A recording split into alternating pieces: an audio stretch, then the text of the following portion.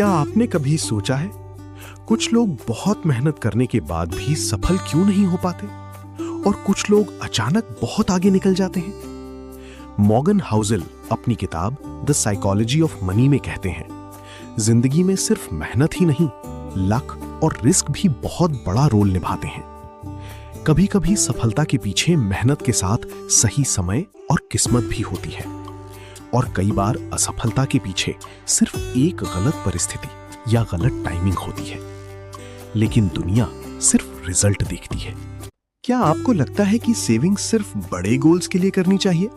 तो शायद आप एक बहुत बड़ी गलती कर रहे हैं। एक आदमी हर महीने अच्छी कमाई करता था। दोस्त कहते थे, इतना पैसा बचाकर क्या करोगे, एंजॉय करो। वो भी यही सोचता था कि सेविंग सिर्फ घर, कार या वेकेशन के लिए होती है। लेकिन एक दिन अचानक उसकी जॉब चली गई।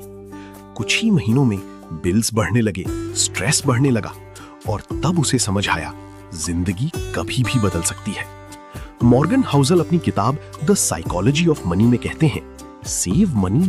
क्या सच में महंगी कार, बड़ा घर और ब्रांडेड कपड़े ही लग्जरी है, या असली लग्जरी कुछ और है?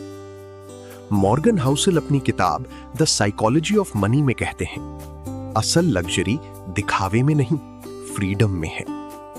सोचिए, एक इंसान के पास करोड़ों की कार है, लेकिन वो हर दिन स्ट्रेस में जी रहा है।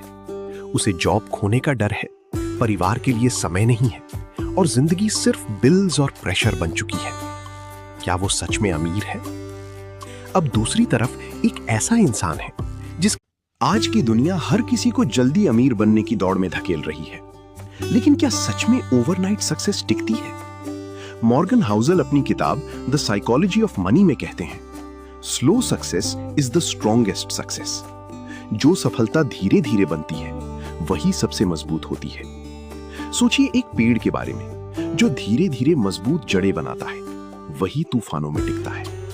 लेकिन जो चीजें बहुत जल्दी बनती हैं वे अक्सर जल्दी टूट भी जाती हैं।